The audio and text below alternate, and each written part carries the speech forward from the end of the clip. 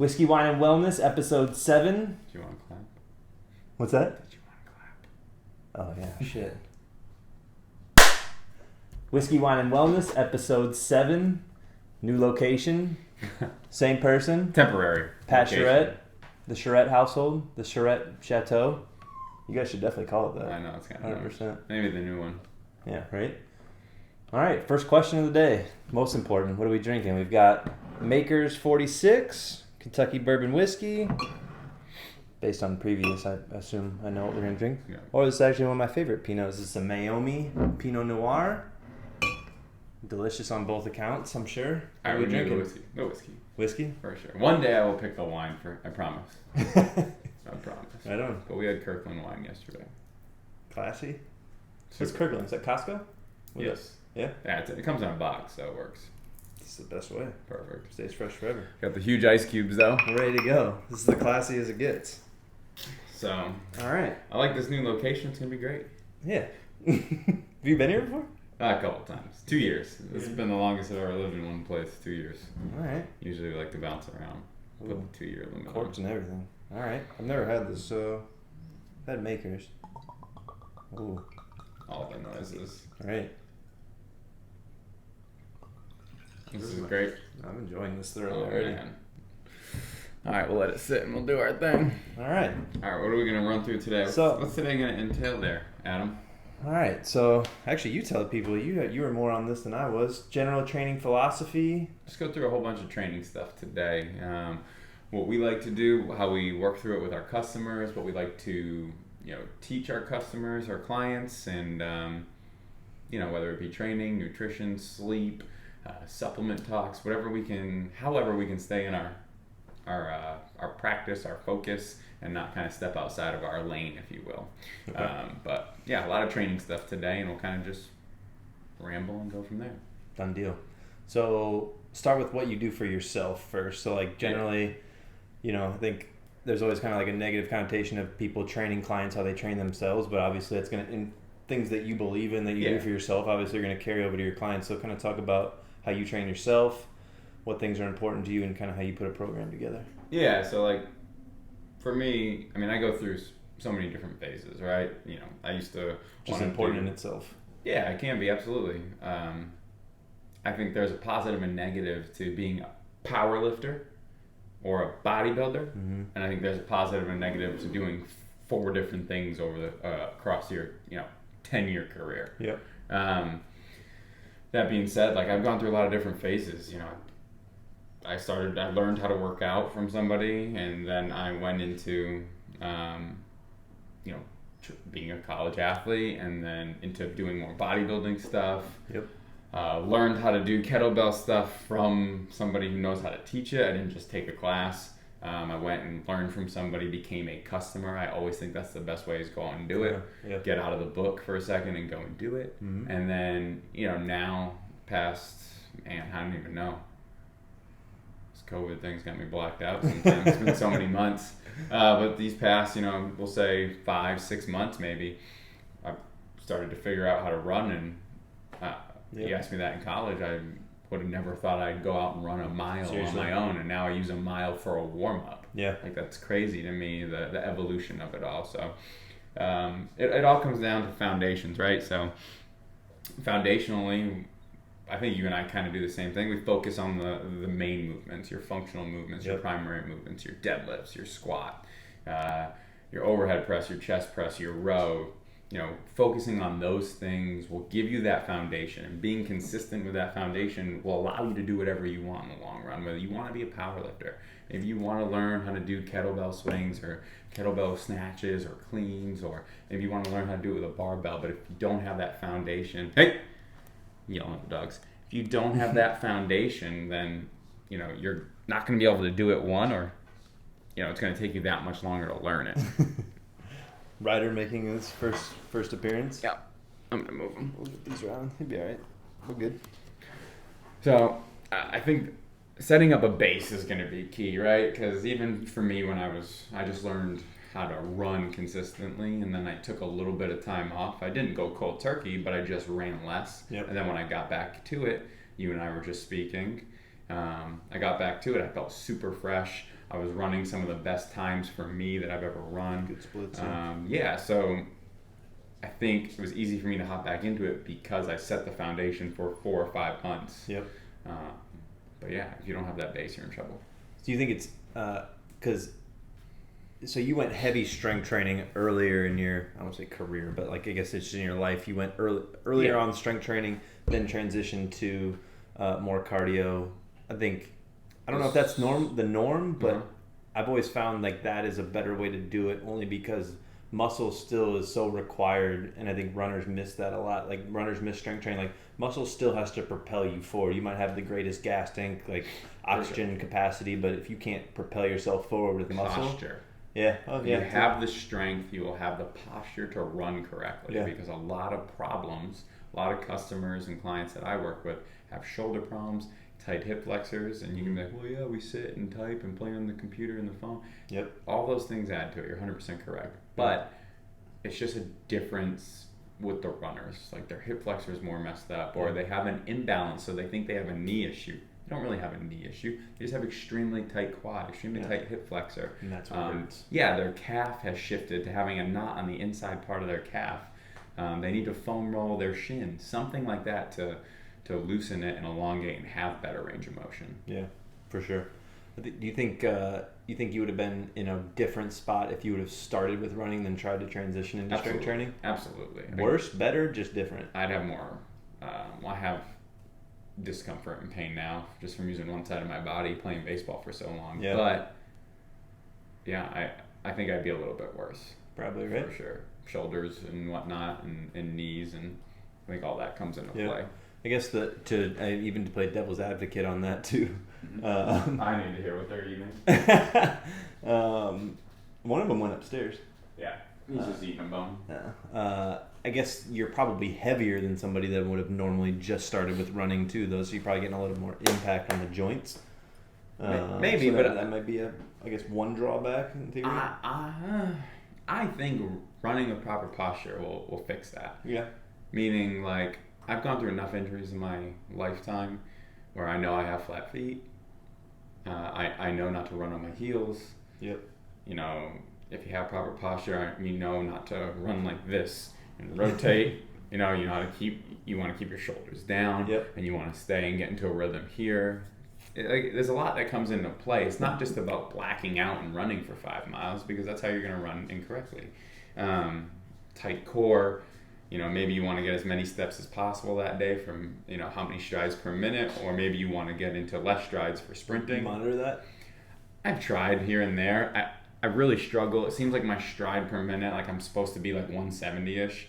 I've read 180. Yeah. Yep. It seems like I live at 165. Yeah, and I have to intentionally take shorter steps, and that's hard as hell to do. Because when I first started running, I would be like 135, 140. Yeah. And actually a client recommended this book. I might have told you about this before, because the guy that wrote the book, his name is Jack Daniels. Yep. And it's like the Daniels running formula. Mm-hmm. And yeah, so the issue with that, the way he explained it to me, was you're taking too much up and down movement. If you take shorter steps, you will be more flat to the ground, so you have less impact, and it's like less draining because you're not pushing yourself up and exhausting your muscles unnecessarily. And that makes sense. The way I look at it is if I have to force myself, so I like to be outside of a book and just do it by feel, right? Yep.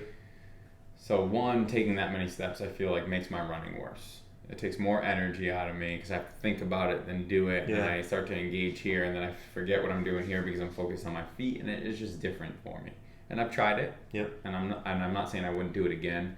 165 is pretty damn close, though. I don't think 180 is like dogmatic necessarily. It probably varies. I tried to get like 173 to 175 for a full mile, and it felt like I was just doing like quick feet. Yeah. And the other force that comes into play in my mind is, the potential of shear force. Meaning like the same force you're going to get when you do a leg extension. Okay. So it's not the impact of it, but if I'm picking up my leg, picking up my knee, because everything's pinned, everything's going right in front of the knee. Okay. I feel like me jamming my toe into that is going, if I'm trying to do quick feet like this, is going to be similar to it. It's not exactly the same by any means. So you're not getting your foot extended enough to be able to because I'm trying to get those quick steps as much as possible. Yeah. But then when I run my best times, my best splits, I've just let it go and just got into a rhythm and felt super comfortable and focused on here, and everything was, good. So I think it makes sense, but I like to feel good. I want to feel good while I'm out there too. Yeah, that's a huge fact, because there's definitely variation, and if you don't enjoy it and all you're thinking about is what am I supposed to be doing, like what are we even doing at that point? For sure, you're holding the phone up and just trying to take quicker steps for that minute. Did I make it? Nope. Okay. Yep. So I always look at it because my watch will tell me steps per minute, I guess, until when I'm done. So I'll track it and then look at it on the back end. But it used to be really bad. Like I said, it used to be like 135, 140, maybe 145. But then I intentionally, but I can usually get to like 160 now, and that's about as close as it gets. Ooh, tough guys. Okay, so you focus big complex movements. What else? What else are you training on yourself? What else are you doing? Anything else? Well, I'm doing a lot less legs, but foundationally, just because of the running. Yeah, I'm using them for running. So foundationally, that's good, by the way. Foundationally, throughout the time that I've exercised, I've been a big deadlifter. Like I've never loved squat. I've always felt like it jammed up, my spine up here in that spot, and you got trap issues a lot of times, or you used to. Yeah, getting some chiropractic work definitely helped. But when I went to the chiro, when I went to the chiro originally 2.5 years ago, and we took an X-ray of my spine, first time I ever got an X-ray of my spine. Boom, boom, boom. If my head's here, right here, bone, forget which one, just pushed out to the right. Bad? Enough where the spacing was incorrect in 2 different spots. And that's what we worked on. But that was causing a lot of the numbness here, a lot of the coughing while I was eating, some of the tingliness that would run up in my eye on certain days, just getting that back into alignment. So, Notice a difference? Absolutely, 110%. Kidding me? I used to do this all day. And sometimes I do it if I front squat. Have the... Yep, for sure. Adjust, And sometimes I still get into a rhythm of it if I front squat. Yep. Because I'm going to tighten that up, boom, boom, depending on what I'm doing. But it's 110% better. And just focusing on more stretching. Now that my base is correct, my spine is correct, the bone is correct, it allows the muscles to be loosened easier from stretching. Otherwise, you're just pulling on muscle where your bone is incorrect. Yeah. So... I focus on a lot of deadlift. I used to, and a lot of pulling. I think being an athlete, backside is so important. It's so important for anybody. Posterior chain, Yeah, for sure. But I think as an athlete, especially one that would throw a lot and rotate a lot, there's a lot of tightness up here. Mm-hmm. And you said it's one-sided too. Like tennis players, golfers, kickers, stuff like that. They have like a lot of imbalances. I remember reading badminton. I read a story about I think it was a tennis player that had been so overdeveloped on his forehand side that he developed so much more muscle on that side that it actually pushed his spine out of alignment. I bet. Because there just wasn't enough balance. But I bet. Yeah. And Pilates has a really good, I forget what the actual saying is, but like the health of your spine, it's like you're only as old as your spine is or something like that. Like your spine being so fundamental. That's awesome. And just it is your torso and your balance and all your nerves run through it and everything. So I think the next couple of months, when we get out of this house, pretty soon. Charrett. I think my goal is going to be to do Pilates at least one day a week in a class. Yeah. And I've searched probably for about 6 months, right around COVID time. I searched to find like one that I would like and one that was cool enough and hip enough. Yep. If you will. What'd you find? Solid core? Solid Probably. core seems to be popular. Seems to be popular. Should talk to your wife's friend, Jess. She's a Pilates instructor. I'll do it by the pool. She does it by the pool? I think she did it by the pool once or twice. I don't know. I'm not familiar. I think you did. But no, I would definitely like to do Pilates. I've always felt better when I did Pilates. I would love to do that like once or twice a week, strength training 2 or 3, and then run 2 or 3. Yeah, that's building like a sustainable program. That seems like that's what you're about to go into. For sure. Dogs are getting after it. Yeah, play hard. In my minion bag. That's a really tough balance to find too. Something that you can stick with for a long time because you balance the boredom too. Because it's always nice to program jump and do something different too, to keep it exciting. I think in something like that, as I get older, and I'm 30 now, so I'm not old, right? I'm not supposed to be old. Getting there. Yeah. As I get older, I'm so focused on core stuff. Okay. Right? So I'm 165 pounds, 170 pounds after a full day of eating. When I was in college, I used to walk around at 178 to 180. In high school, I was even heavier than that. I was 180. I've seen you big, yeah. I think I was like 182, 183 towards the end of high school. You've been over 200 though, right? Yeah, like when I tried to bulk out, yep. I've hit around the 195 to 202 mark. That's not healthy by any means for me. But my point is, as I get older, being lighter has made me feel better. Yeah. And focusing on core stuff that I feel like is going to help my hips and my low back, and it's going to allow me, because like, I don't know about you, but one of my biggest motivations for working out isn't to always look better. Do I want to look better? Absolutely. My biggest motivation is if I'm tired and I don't feel like exercising that week, and it's a weekly thing, right? Because it's consistency for anybody, but consistency is still in my head. Sure. If I don't feel like doing it that day, I'm cool with it.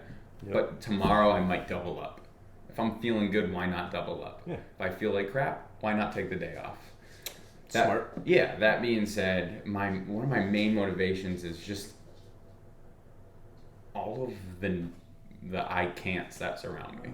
So like all of the customers that I've dealt with that be like, oh, when you're older, you'll see. Yeah. Or, I don't know if I really want to push this on my kid or myself or blah, blah, blah.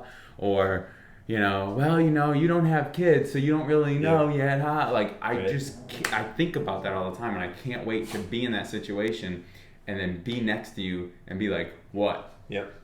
Like, eliminate excuses. I cannot handle the excuses because, especially in this area where we're at and where we live, everybody can do anything 90% of the time. Okay, the people that we deal with, they have more than enough at their fingertips to get it done. Whether it's money, time, effort, it depends on how many barriers they want to put in their mind. Yeah. Or like, well, I've just never really been a morning person. Okay, well, how bad do you want it? Right. And I had this conversation with a doctor the other day, and that's a good friend of mine, and I said, I understand we were talking about COVID, and I understand people want to be healthy. And he was like, no. People don't want to be healthy. They don't want to, and he leaned in like that. They don't want to be sick. And I was like, that's interesting. All right, that's a real point. Yeah. They don't want to be sick. They don't want to be healthy. If they wanted to be healthy, they would eat better. They wouldn't be 250 pounds. They wouldn't be 400 pounds. They would sleep better. They wouldn't use their kids as an excuse. They wouldn't use their time as an excuse. They wouldn't come up with as many excuses if they wanted to be healthy. Yeah. But they'd rather, we don't need to get into a COVID talk, but they'd rather wear a mask and sanitize than eat better in the long term, take your vitamin D, eat vegetables, drink greens, and be healthy. That's a lot of work. It ain't sexy, that's for sure. Yeah, I think that's weird because I think the way we define health, I don't know if you say in this country or just whatever, but is the absence of disease. That's like the barrier for being healthy is like you're not sick. Sure. But that's such a shit way to live though. Like that's not a... For sure.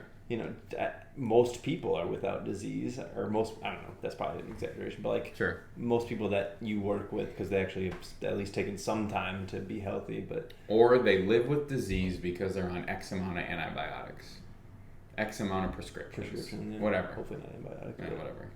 Maybe that too. Yeah. They just take a bunch of pills. Yep. So they're able to live with they're able to live with that disease. You cure the symptom, you don't cure the root of the problem. It's just our health system. That's how we manage health. No doubt. It's tough dealing with the customer when they ask for your opinion. Yep. I like where this is going for you. I can feel your blood pressure. No, it's not. Stop. It's because it's hot in here with no fan, and this whiskey is it's delicious. Real bitey. Yeah, it is, right? Real bitey. The first sip is shocking. It's good though. I like it. It's tough with a customer when they ask for your opinion on, what do you think I should do to lose weight? What are you willing to give up? Yeah, exactly. Like, it's the same answer. Because, like, whether you're trained, and I work with the kids for baseball and strength stuff. Yep. Whether you're working with the kids for baseball or whether you're dealing with a 40-year-old mom of two, the answers are not groundbreaking. It's how do you deliver the message and can you connect with that person? That's what's hard, though, because it's so not sexy. And anything that you would put, like, any trainers, I don't want to say trainer, but any fitness business it's always like there's like what's their hook and what is their strategy, and it's like people like over sexify it. Yep. And it's like the people that are in the best shape don't really have anything that interesting to say, because there's nothing that's nothing that interesting that I do every day. You said like you do like rows and squats and stuff like that has existed for hundreds of years, thousands of years. It's create the best foundation you can, Yep. and then play with stuff. Like, I don't think, and I'm not knocking Orange Theory or F45 because I think they're great. Do I try to find F45 workouts on Instagram? Absolutely. But I'm able to do that because I worked on my foundation. But if I don't have a foundation and I go sign up for F45, what you're signing up for is to try to burn calories and stay accountable. Yep. Which is great until that runs out, because it runs out for most people. Right. That's not a sustainable thing. I don't think you can take somebody brand new into exercise, put them in an F45 program, and I'm just using them as an example. Sure. Put them in an free ads. Yeah, there you go. Put them in a F45 program, and this is what you're going to do for the next 2 years. I don't see that working. Say the person makes it for the whole 2 years. Very few people are going to have drastic results. Very few people. Why do you think that is? Because they don't have a foundation. Do you think? So what do you think they're lacking? They're going to lack the fundamental strength, the fundamental posture, and the fundamental lean mass that you need. Oh, so from a physiological standpoint, they will not be okay. Correct. I didn't know if you're talking the mentality and they were leaning on that as a crutch to like get them to be in shape. No, because that might work. Because if you go in there and burn a bunch of calories, my opinion is, if your goal is calorie burn, that's going to top out at some point. Yeah, for sure, right? Well, a lot of people that you guys, I see. I have clients that work with me 2 days a week. I think one guy I just recently started working with. He goes to Orange Theory 4 days a week, and he came to me and he's like, "Same. What do I need to do? Like, because this is not. That's so I'm awesome. Burning 800 calories every time I go in here, but and that's my point. Nothing's happening. That's my point. I just didn't say it well enough. And we deal with the same thing at Body Outfitters. We have an Orange Theory right down the street. We have an Orange Theory right down the street, and we encourage people to go. We literally have 100%. People who show up and say the same thing. We literally have people that go over there and they leave during the strength training portion because they're like, this is shit. Yeah. It is. I mean, and that's great to get your heart rate up if you want. And there's a time and a place to get your heart rate up. Absolutely. It's not a knock on Orange Theory because I think that's not what they do. Yeah. Right. Exactly. They are not strength training trainers. Right. They are boot camp trainers, and they'll get your heart rate up. And that's not a knock in any way. It's just a different. But it's knowing who you are. Yeah. Like if somebody wants to learn how to run, the best marathon, they're probably not going to come to Body Outfitters. Right. We specialize in 30-minute workouts, and we are a strength training facility. Right. That's it. Yeah. Do we get our heart rate up with med ball slams and air dynes and learn how to row? Of course. On the rower? Absolutely. But we're going to teach you the foundational movements, whether you're dealing with a dumbbell, a barbell, a band, body weight, a 20-pound medicine ball, who knows? We're going to teach you how to move properly, and then once you have the position, then you can add the load, the weight. Right. Okay. I like it. Yeah, me too. You're in the zone right there. I like it, the intensity. Well, it's pretty straightforward. So like when I jumped into working out, I learned from my dad, right? So basically we learned how to do jump squats, bench press. Interesting that you started with jump squats. That's what Big Pat rolls with? I was a baseball player, and I needed to be faster. Yeah, okay, that's fair. And in the baseball magazine, it said grab a set of weights and jump up in the air. That's what we did. Dumb. That's a hard-ass exercise, Jim. And you know who that was? Jimmy Rollins. It was the Jimmy Rollins workout in Baseball Express back in the day. Jimmy Rollins. Yep, that's how to steal 40 bases. NL MVP Jimmy Rollins. So good for you. we learned how to do that, bench press, a little bit of one-arm rows, and tricep kickbacks. That's what we learned how to do. Simple. I added some bicep curls in, and then eventually added like a resistant crunch machine because I wanted the six-pack for the girls freshman year of high school. Of course. But that was the basics. Yep. We got a little bit better sophomore year in high school because that was freshman year. Junior year, I started working out. Senior year, I started doing a little bit more legs. And then college, I was in a Division I, Division II strength training program. And that's where I figured it out. And that was my major, right? So that's when we figured it out. We, meaning me. That's how I figured out what to do. Yeah. And then, the college game is tough because you're like, where do I go next? I have a sports medicine degree with a concentration in strength and conditioning. What's next? Mm-hmm. It's like, I'll just be a strength and conditioning coach for some college. That'd be great. Mm-hmm. Okay, in Massachusetts, you need another 4 years. Yep. Fuck. Jesus. School sucks. You write a check for another $150K. Yeah, I'm good, man. So you're like, now what? You start figuring out how to work with everyday people. Gen Pop. Yeah, that sounds boring. And then you realize that, hey, there's a lot more everyday people than there are athletes. And a lot of the things that you could do with everyday people, you can also do with that. Like, you can still connect with athletes, too. Like, I'll train, I don't know, but you're not talking high-level athletes, but I've trained kids and that play sports, too. Like, there's a lot of the fundamental, you do it. That's your cup of tea. That is my cup of tea from a baseball standpoint. Right. I love to do it. That's what we do. And it's just it's expanding your mindset because you only know so much when you're 18, 19, 20, 21, and you're making those life decisions, but you're writing $40,000 checks every year. Right? Yeah. So once your mind expands, you can then figure out what you're going to do. Yeah. Whether it be personal training. I was the only person in my class that, in my graduating class, that picked strength and conditioning. Everybody else picked athletic training or pre-physical therapy. And they went to grad school. Yeah. It was definitely sexier. Yeah. And when I left, I was like, I realized fast when I was asking for interviews and not getting them. I learned fast that I might as well just had a liberal arts degree. Because nobody gave a shit. Yeah.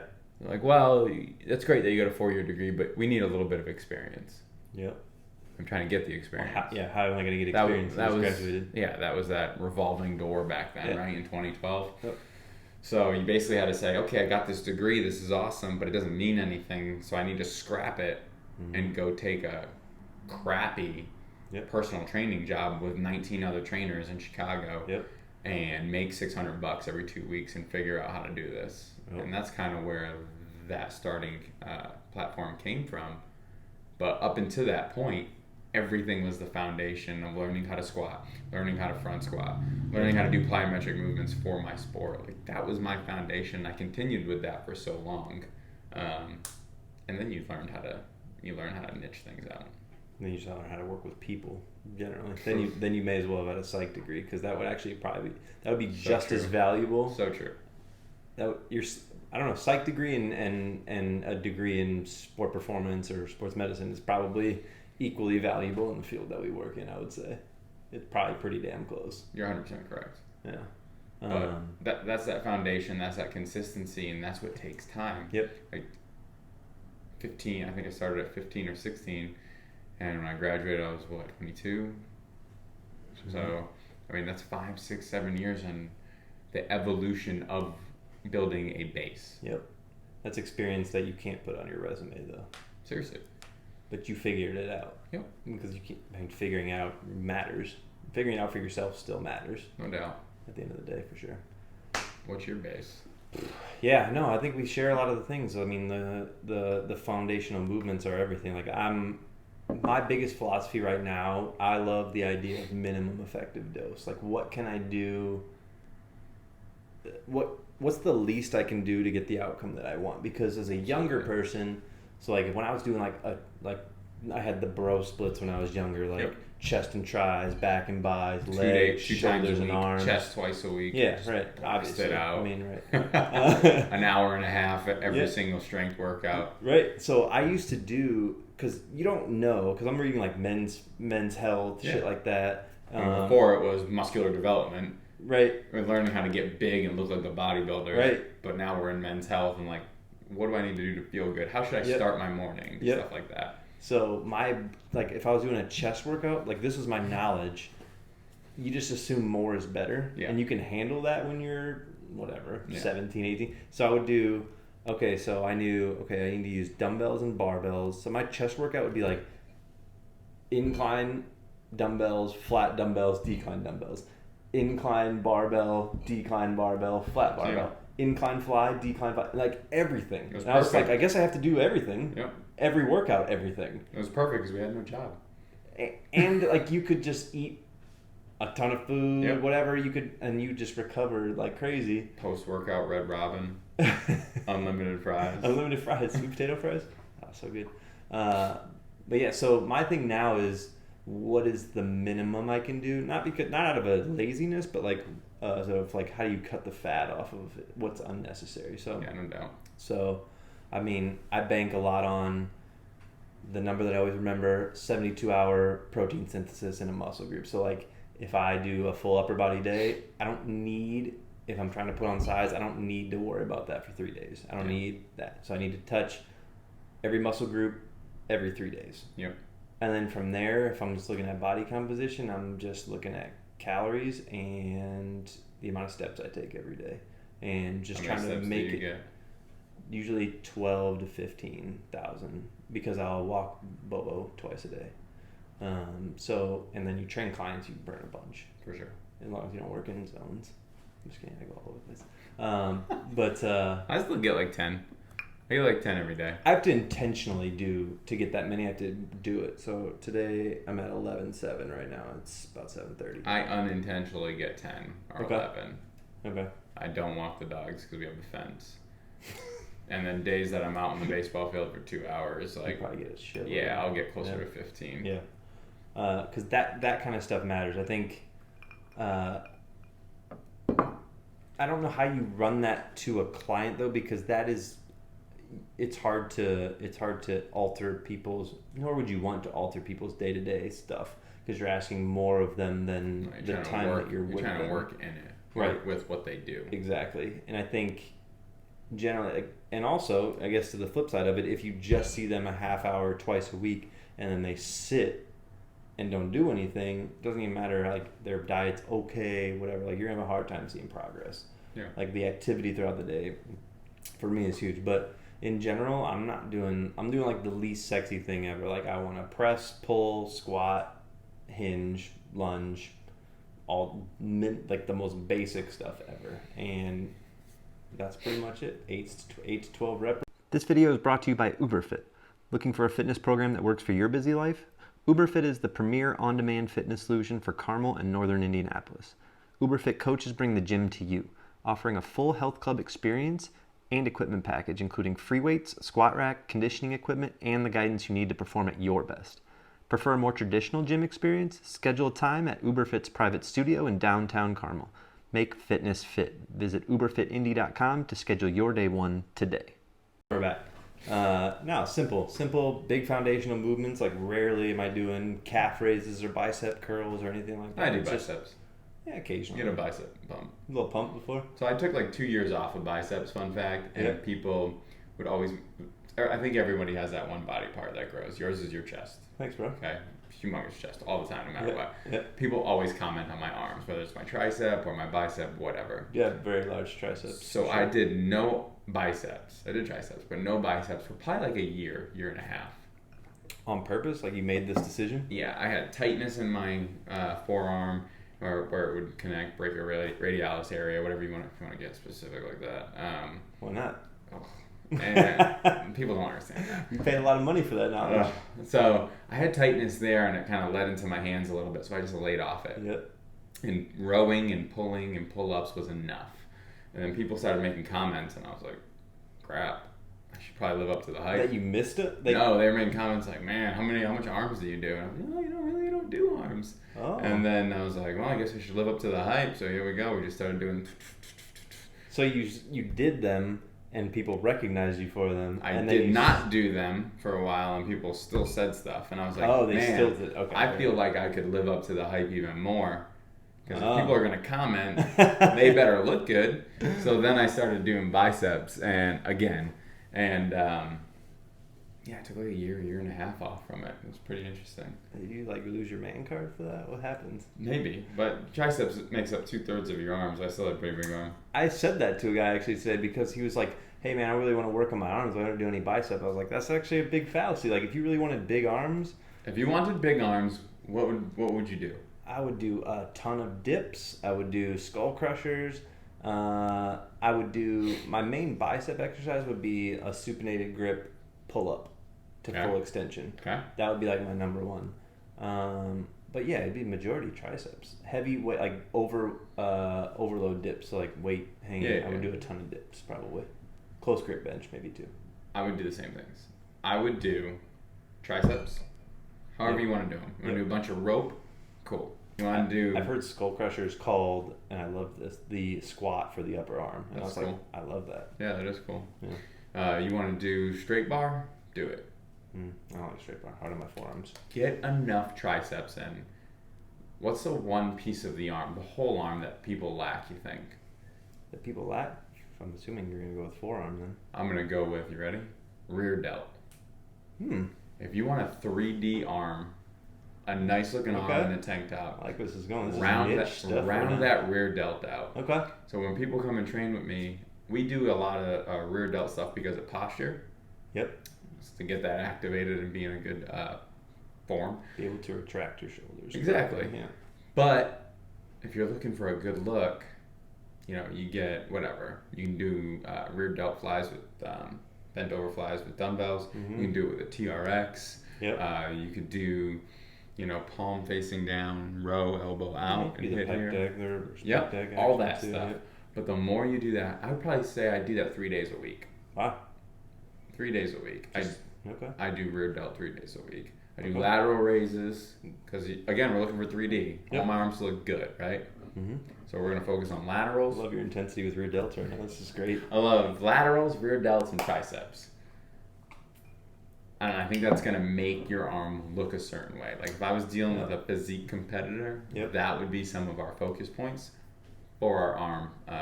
To get our arm to look, I'll use the term 3D again. Yeah. I always wanted to...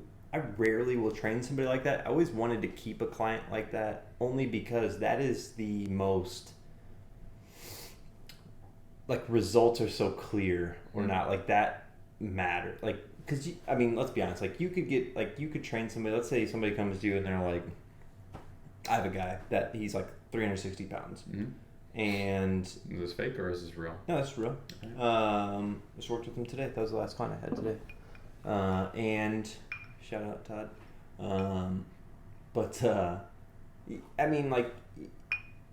The progress is so intermittent, I guess. Like you're gonna have ups and downs, and like it's, if you were a bad trainer, you could still get away with success with that person because the margin for error is so big. Like you figure out their diet, everything's gonna go pretty well, right? Like you're gonna take weight off of them if that's the goal. But a physique competitor, like you have to be so, like everything has to be dialed in. I just feel like it would keep you on your toes so much because they're gonna know, because they're gonna get up and look at themselves. Like it's just very, the meticulousness. Progress photos. They're gonna take the most progress photos. Yeah, and I like the idea of having to be so dialed in. I wouldn't want to train like 20 of those people because that would just be a nightmare because you're gonna have like be a lot of detail. Ego too is not fun with those types of people generally. Been that person before, but I always thought that was those would be fun people to train in a short-term basis. But show prep would be a shit role. I would not enjoy that for several people. But I'm just a big fan of rear delt work. That's clear. You've made that very clear. For sure. Like people, some of the trainers at work laugh because I make up names to exercises, right? Like somebody doesn't know what deadlifts mean. If I say deadlifts, I have a few people who think they're like overhead presses because they're going to lift. So when I say deadlift, they get confused. So clients? Yeah, customers. Okay. So I use trainers. Like, who are these people? So I use the term, instead of deadlift, I use the term reaches or shin scrapers. Okay. So like one of my terms with a TRX is a T-fly. Yep. But my term that I use instead of that is an open up. You're okay. opening your arms up, right? Yeah. So we have these running jokes with that. But if you get stronger with your rear delts, because they get shut off so much, right? If you sit like this, everyone says that. Kyphotic. So if you make those stronger, posture's better. But what's the one thing you can do properly? Deadlift. What's the hardest thing, in my opinion, to teach somebody is deadlift. Yeah, it's the most technical movement. To keep their shoulders back and push their hips back while the weight is pulling them down is the hardest thing to get somebody to learn and lock in and feel. They want to feel it correct. And what do you call them? You call them reaches? No, somebody's like, if somebody needs them, I call them deadlifts, right? No, I know. But that's somebody might need to call them reaches. Because like when you work with 50 people, 45 people, you're gonna have different personalities. We know that. Yep. Some people can't learn what the exercises are called. So I'll use whatever they need. So I can just be like, all right, we'll do deadlifts over here now. It's just interesting that you call them reaches, because that's how that would mess me up if I was doing them, because that would mean for me my arms would come forward. Yep. Instead of back. Instead of the hip action. You're 100% correct. That would fuck me up. Hey, everyone lives in their own reality. That was perfect. No, that's real, because that's interesting that you're that hard on. No one can keep their shoulder blades back. That's such a rare thing. Very rarely. So I actually don't even straight bar deadlift too much anymore, to be honest. But what do I love then is rear delts and rack pulls. Okay, that will put somebody that would help somebody be super comfortable before we move to the floor. Like knee height? Yeah, just below knee. Okay. Just below knee. Rack pull just below knee, rear delts. We train that stuff. Then you lower it to shin level. So instead of rack pull off just below the knee, you're on a bumper. Yep. Okay. And then you get to the floor, because people get hurt from the bottom to the shin. Yeah. So from the floor to your shin, that's where people get hurt. Yeah. From shin and up, people don't get hurt. Right. So if you can teach them how to lift properly, set, depress, retract, arch, whatever, you can get all that, then you're good to go to the floor. And that would be some of my favorite work. Yep. Like, I will hammer that home with somebody once we figure out, because everyone figures out goblet squat real fast. Weight in the heels, weight on the outside part of the feet, push the knees out, tap the box and go. People learn that quickly. I love that movement generally. Like, that's like the first day, first client, first thing. Like, that's probably the first exercise we're going to do. Yeah, for sure. Mine will be squat with a box. We'll add weight once I see you and feel good, and then teach you my TRX progression on a row. TRX progression with a row.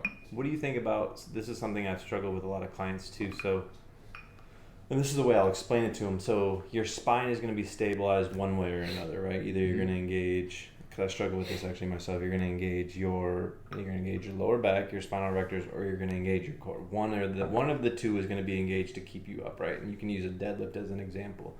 I feel like majority of people I work with just pull with their back. They do not actually engage their core down. You know what I'm saying? Kind of. So say you're in a deadlift position. Yep.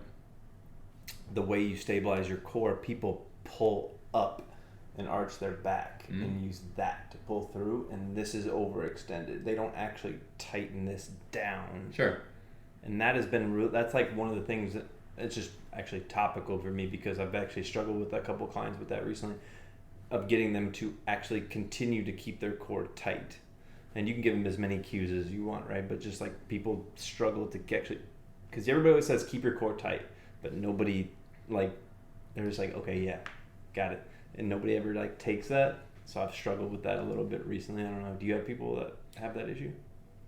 I think I have a couple kids that will do that. They'll overarch, because I teach arch your back. Yep. And then before we even... You teach them to arch their back? Yeah. Why?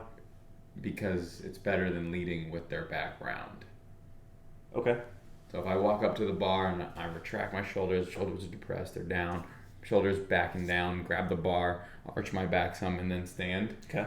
That's going to be a much better position, in my opinion, than somebody grabbing it and leading it this way. Rounded shoulder. Yeah, for sure. 100% agree. So I'd rather just teach that, because I don't see it as an overarch unless I'm with a kid who's figuring out their body. Because most adults won't overarch. Okay. And they still get the hinge. Because then I'm watching the hips, right? Yeah. All I'm looking for is a posture before you lift. Yep. And then once they pick the weight up, their hips are going to do the right thing eventually. Yep. Because at the top, So what I train, once they get it and they get set, arch your back some. Most adults can't arch their back far enough. So basically, arching means it's going to be flat. Yeah. And then at the top, as they lift and they stand, I say the same thing every time. Tight glutes, shoulders back. Not up, but back. Okay. Shoulders back, tight glutes. Good. Tap the bar, stand, shoulders back, tight glutes. And those are the cues I give during the movement.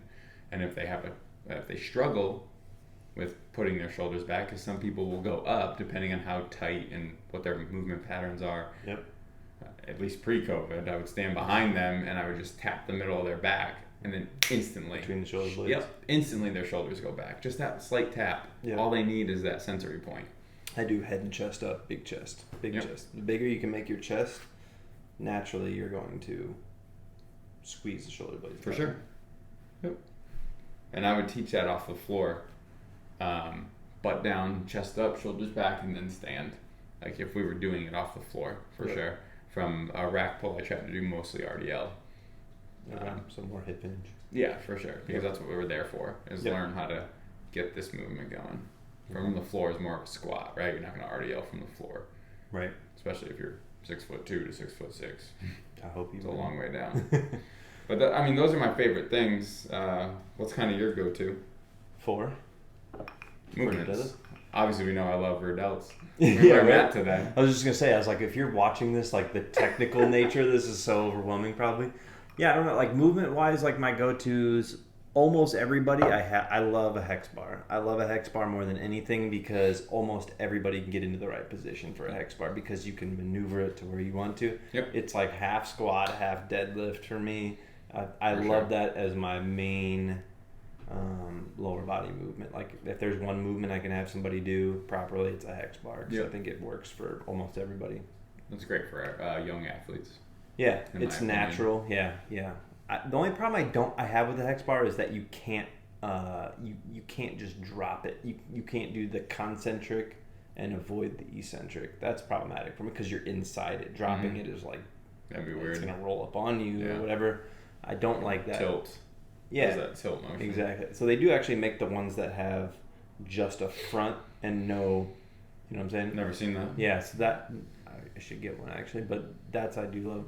Other than that, I actually think a lot about angles when I'm training. So I think of if we're doing a full body workout, I need you to push and pull horizontally and vertically. Yep. So I think about a flat chest press, an overhead press, And you do a this with horizontal row. Customers as well. Yep, 100%. I train, because again, I don't know if it's a chicken or an egg thing, but I train people and I train myself because that's like I train myself Well, you know the best, and my mindset is what's the minimum effective dose, and I feel like as a client, even if I have you 2 hours a week, I have to approach it as minimum effective dose because those are the most effective things. I'm with you because most of my people are 30 minutes. I'm only getting them Yeah. an hour a week. Yeah. Yeah. That being You got to be as efficient as possible. That's what we're good at. Yeah. But that being said, like I have to train you like the way I train because I would never ask you to do something that I can't do. Like if I'm a power lifter or something and I put you through like a cardio workout with kettlebell swings and air dying, you're just I think that's bullshit. You're just guessing too That's because you don't know what bullshit. they feel like. Yeah. Get out there and do it with them. Yeah. 100%. That aggravates me because like you just said, you don't know what they feel like and you don't know what they're going through. Right. Like we should always be testing something on ourselves before we put it with our customer or with our client. Absolutely. And when I'm with my people, if it's 2 days a week or 3 days a week, it doesn't matter. It's the same thing. It's just 2 days a week's more condensed, right? Sure.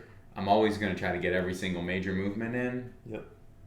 Get our mobility in. And it's not sexy either. And the last 10 minutes is what I would call make it sexy. All it is metabolic conditioning. Yeah. So like, 100%. for example, if you show up on a Monday and we train Monday and Wednesday and we're going to focus on squat and pulls, so squat and rows. That's going to be our focus. Okay, we're going to focus on body weight squats and hip stuff. So bands around the ankles, get those activated. Yep. TRX rows, shoulder mobility. That's going to take 5-6 minutes. When I picture you training in my head, I picture TRX rows for whatever reason. I don't know. Every single person says that because every single customer I have, 99% of the time, the first thing we do is 15 rows and 10 wall slides. What do wall slides? Get up on the wall with your arms and go up and down for shoulder mobility. Got it. And I think that's just a byproduct of me playing baseball. I think it's a byproduct of me playing baseball and having bad shoulders. Because I went through it, that I don't want you to go through it. That's real. So, we're going to do something like that. Then we'll get into our dumbbell squat. Maybe we do a front squat. Okay? Maybe that person's really good and we do front squat with a bar. Maybe that person's really good and we do safety squat for back squat that day. Let's have a safety squat? Yep. Oh, nice. It's pretty fun. Yeah, I would love to have a safety squat. So like those things, the movements are the same. It just depends on what piece of equipment you use. Sure. Maybe we do one arm dumbbell row that day. Maybe we do one arm dumbbell row with both feet on the ground so we can do a little power twist. Okay, because maybe we're focused on 5 reps power move that day. I've been big on the 2 dumbbell row recently. For sure. To stabilize the core is difficult. So I did this the other day. Grabbed a set of 30s, did 15. It's hard. For sure. It's hard. I've done that my whole life, so that's what I'm comfortable with. Yeah. When I grab a barbell, I don't feel as comfortable. Do I get a different retraction? Yes, because you're on a fixed piece of equipment. It's more natural for your shoulders this way. Yep. When you have bad shoulders like I do, I feel like it's just real comfortable. Yeah. But I just ran the rack 30, 35, 40, 45, 50, and we decrease our reps every time, obviously. Yep. But when you pull, if you give a 1 Mississippi, you're going to feel this rip. And maybe we do something like that. But if we're focused on squat and row and we go through those movements, a portion of that is going to be either strength or muscle building, and then the end's going to be cardio. Yep. Cardio, for example, if we were focused on squatting and rowing that day, cardio might be a 20-pound slam ball for 12, a low plank on a slider with your feet on the slider, and then I don't know, maybe 5-6 calories on the Airdyne. Take a break, move through it again. Yep. That would kind of be our metabolic conditioning. Yep. Or if you want the sexy part, or if you wanted to incorporate the strength movements that you used, maybe it's 20 air squats, 10 slam balls, and then a plank. And my favorite combination ever, well, we're focused on favorites. Yep. Favorite combination ever is slam ball and plank. Why? Slam ball is an upper body power movement, and we don't do upper body power movements as everyday people. Yeah. When do we throw stuff? Yeah, wall ball is the only thing I can think of. But other than that, we never throw anything in our everyday life. It's also fun. Super fun. Yeah. And I think you can do it in certain ways where if you had a slam ball that didn't bounce or something, so an actual one with sand in it, if you will. Yep. And you threw it, you could do it with a squat, or you could catapult it, as I would say, and learn how to hinge. Because I'm picking it up and my hips have to go with it. So there's 2 different ways to learn it. But you're going to do an upper body, throw motion, so upper body plyo move, if you will.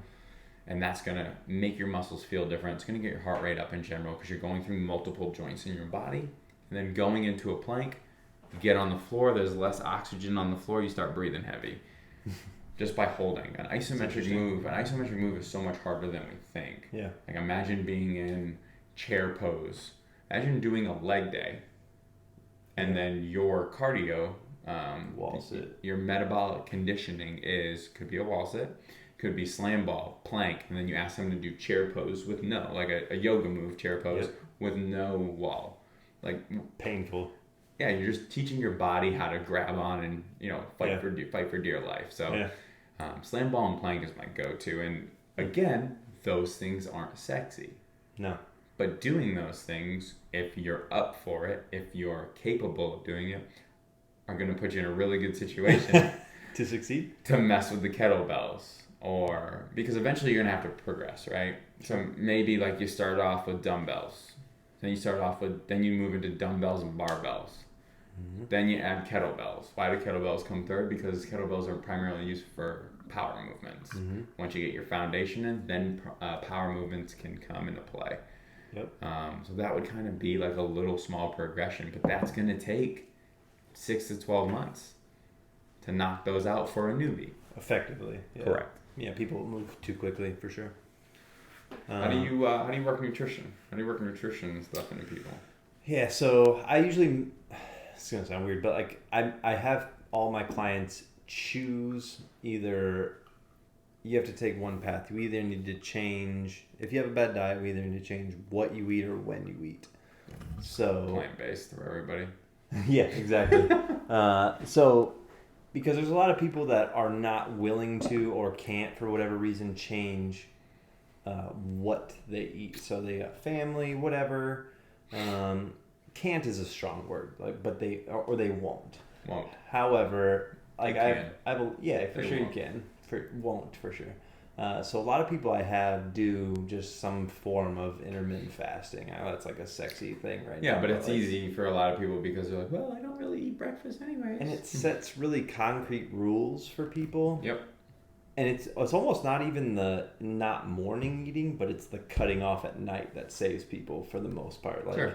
I think that makes a big difference for people.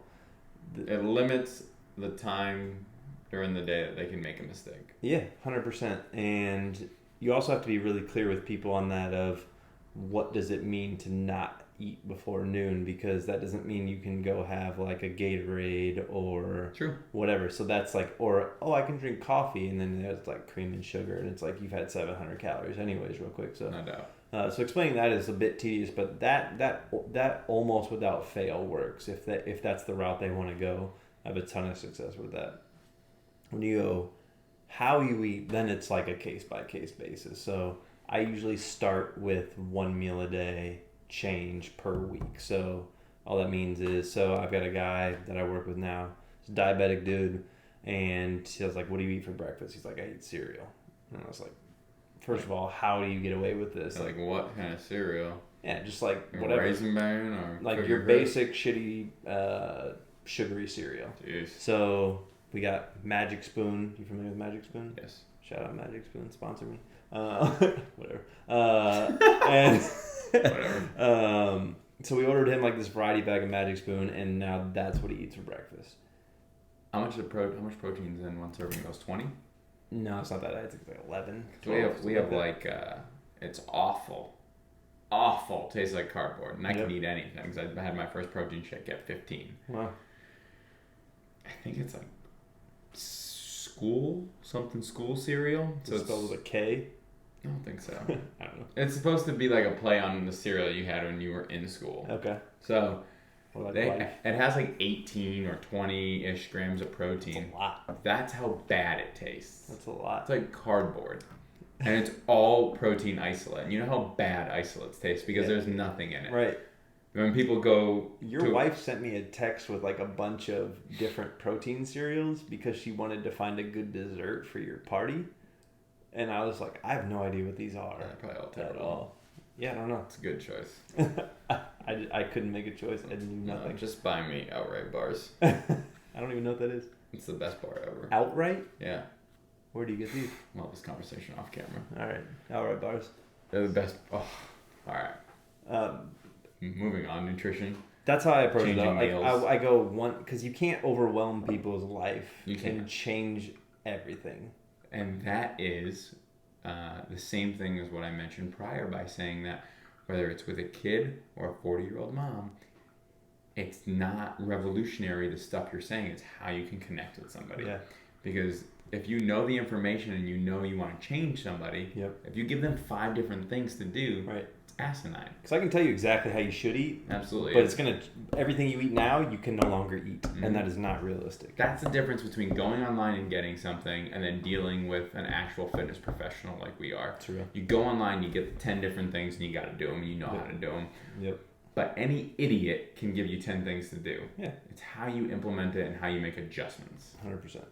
That's the weirdest thing I think about your profession, not to like step too far back, but our profession, what people think our profession is exercise prescription, and that is like just, it matters, but it's like not, you can go online and you could probably find a workout plan that will be probably just as effective as what I'm going to give you, but coaching you through that stuff. How many times have you gone online and found a 12-week workout and implemented like 40% of it? Yeah, all the time. Absolutely. Yeah, but it's the explaining why and how, and when it doesn't fit perfectly, what kind of tweaks do you make over time, and how does that fit into somebody's life? That's the real job. It's the knowledge of it. Yeah, and again, to your point earlier, because you've gone through it and you've adapted it to your life, you can know what types of bumps and stuff in the road. Absolutely. Yeah. So that's really my big thing is one meal at a time, I think, is a good approach. And sometimes it's not even a week. Like this guy, again, the guy that I'm working with, like when I got, he was like cereal, and then lunch. He's like, most of the time I just go to the gas station and get a Diet Coke and a candy bar. Jeez. And on paper, like you're like, well, that's not a lot of calories, but again, it's just like it's a shit show, right? Sugar through the roof, right? And he's a diabetic, so this is challenging. Doing great. So, but we haven't even gotten to the point where we can effectively attack lunch yet, because again, like you can't overwhelm people with this whole lifestyle change. Like we've talked about, that's not the best choice and why, but so we just today started talking about like. You ever prep your food before, like in advance? Because if you go to the gas station, it's because you don't have time, right? You're a busy guy. You don't want to go to no one's like, today I'm looking forward to going to the gas station and getting a candy bar. Like that's probably not your goal, especially if you're paying me to help you lose weight. Like you're obviously paying attention to this. So he knows now that that's not the best option, but it's not, you got to baby step people into making big life changes. Like, getting somebody to prep their meals and for the whole week on paper is like, yeah, a trainer, that's great. All you gotta do is tell people to prep their meals, tell them what to eat, but it's just not that simple. No, it isn't. It is that simple, but it won't get, the adherence to it will be shit. For sure. 100% shit. And then like he's like, I go out with my buddies on every Tuesday and we drink beer. Is that gonna be a problem? I'm like, yeah, I mean, it's not gonna help. It's not gonna help, but I'm not gonna tell you. I'm not going to tell you to not go have fun. But that's the motivation question, right? What do you really want to give up? Scale 1 to 10. Yep. 10 being, Pat, I'll do anything you say. 1 being, hey, I'm not going to do anything you say. And tell them that, like, if you're a 10, like, we can take 20 pounds off you in the next 3 weeks, no problem. Sure. However, you'd have to give up a lot of the things that you consider to be really fun. And are you willing to do that? Yeah, for sure. Because if not, we can go 2-3 pounds a week. No problem. Change a couple things. Easy. That's the ultimate question, is how serious are you taking this? It's easy to throw money at it for a certain amount of time. And think that solves the problem without actually putting in effort to back it up. I would say, nutrition-wise, I just focus on people eating real food. I focus on people limiting sugars, including fruit.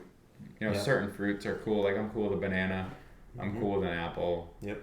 Stay away from some of the tropical fruits that are higher. Berries are fine. Yep, absolutely. Blueberries are the best, right? Yep. No one ever gets in trouble with fruit. No one's ever like woke up and been like, damn, I had fruit salad yesterday and fried as shit. Well, where they get in trouble is when they have like pineapple and cantaloupe. True. And then at night they have like pasta sauce and ground beef in it. Yep. And I'm just like, you have no idea how many calories you had. You have no idea how much carbs you just had. Yep. And stuff like that. But I try to focus on real food, limit the sugar, and then start your day off on the best way you can. Like, I'm a big morning person. What do you start with? What do you like people to start water, coffee, tea. So you hydrate, you get your caffeine to boost your day, because everyone's going to do coffee, right? Yep. We try to make sure we do coffee the right way. I'm cool with creamer. I got the creamers right there. You got a lot of creamer. Mm-hmm. I'm cool with 2 creamers in your coffee. Okay. But then we have to use... They're low sugar creamers? Yeah. Okay. So I think they're like 4 fat for each one. Okay. So if you give me a coffee, a 16 ounce, I'm cool with putting 2 of those in. It's going to be roughly 10 grams of fat in your coffee. Okay. You get your normal medium roast, let's say, and then to sweeten it, you have to use Stevia, Splenda, monk fruit. You have to use one of those. You can't use regular. Calories. Right. Monk fruit's going to give you about 4 grams of sugar alcohol, but it's from a plant. Right. So that's why people use it. Splenda's sucralose. It's going to be hard on some people's stomachs. Got it. Yeah. But some people like it. Yep. And sucralose is in everything. Yep. Stevia, it's very sweet. Yeah, stevia is the best. It's a plant. It's going to be more grainy, and it's not going to be as sweet, so people aren't going to like it as much.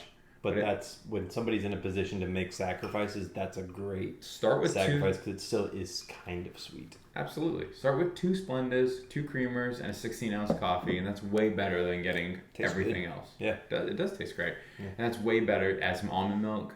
Yep. That's way better than adding all the other stuff in. So that's how I kind of started. Add the greens in. You know, I'm a big green shake guy. About breakfast. You like people to just go with that? Well, that's what most people do. Yeah. Who sits down and has breakfast nowadays? Yeah, I get all over the map with that sometimes with people too, because like sometimes I feel like I go in spurts with people that don't eat breakfast. Sometimes people do. If people sit down and want to have food, I'll have that conversation. Yeah. But then it gets tricky because they're like, well, I don't really like eggs. Starbucks sandwich. Yeah, if you don't like eggs, breakfast becomes more difficult. I don't like eggs. Well, I have toast with avocado, which isn't bad. No. But you're just increasing carbs and fat. You need to have protein for muscle. That's a tough thing to like, because you can't say it like that. Oh, you can't? You might. Oh, you can't?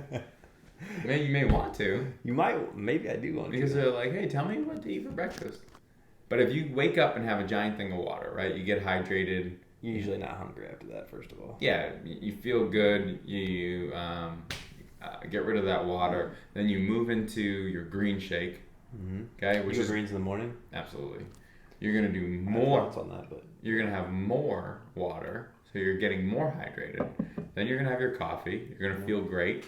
You're gonna piss a lot. For sure, but that's the only way to get that much liquid in. That's true. And if you get that much liquid in the morning, it's just making you feel better for the day. That's true. And then if you want to have a meal, I can talk to you about something to have with protein, and maybe you have a nice yogurt that's healthy. Nice yogurt. Yeah, nice yogurt, because there's a lot of bad. And I'm not having a Go-Gurt out of the. I'm gonna slurp a Go-Gurt out of a thing, but maybe you have a nice yogurt, or maybe you actually do a protein shake. That would be most ideal. Yep. Right? Because then you have all that liquid in right away. You get to go to the bathroom. You get to be hydrated because you just had no water for 5 to 8 hours, however long you sleep. Hopefully more than 5. Shit. I'm a 5 guy. Are you really? For sure. Wow. I'm amazing. I'm 8 minimum usually. Seriously. If I got 8 hours of sleep, I might be 10 pounds heavier. Just growth hormone? Yeah, exactly. Yeah, I know. That's why I do it. I do 5. I'm like an 11 to 4 guy because I get up at 4 every day. 11 to 7. I get up at 4 every day. Damn, that's crazy. And I go through the same process: water, greens, caffeine, protein shake. Then I always have some sort of sweet drink: Powerade Zero, Propel. Why? Because I need flavor after all that. Oh, it's just a preference thing. It's a preference, for sure. There's no, just preference. So I do my greens. That'd be good. At the last thing I have. So it's my cap. So I always try and stop eating by 7. I don't eat after 7 typically. Okay. It's 8 o'clock right now. I'm drinking whiskey, so I'm fucked up. And I've only eaten 1 meal today. It's not great. Could I go for some pizza? Cut this off. So it's almost my dessert, because a green shake is usually sweetened. Mine's chocolate, whatever. So that's my last thing, and that kind of like is like signifies the end of me eating. Mm-hmm. It's a digestive aid. It takes all the food that I've eaten, it help whatever. It helps me to. It's more of like a crutch of like, now I know I'm done eating. Okay. Brush my teeth right after. Don't eat for the rest of the day. What was the other thing you were talking about? Greens, coffee, protein shake. Protein shake. Big fan of, I like one of 2 approaches in the morning. Either if you're intermittent fasting, obviously no calories in the morning. But if you aren't, and this is actually popularized by Tim Ferriss. He's one of my favorite authors. You're familiar with Tim Ferriss, I'm sure. 30 grams of protein within 30 minutes of waking does a really good job of keeping your blood sugar stable and making you feel satiated. So a protein shake ASAP as your breakfast. Generally, you feel minimal hunger until for a long time. It's really effective, and that the 30 and 30 makes people feel like that's a rule they can remember. I do more than 30, but I do the same thing. Yeah. So if I'm up at 4 o'clock, right? I get out of bed at 4:15. This is totally insane, by the way, but okay, I'm kidding. if I get out of bed at 4:15, not kidding, right? I'm in the shower. I'm down here at 4:45.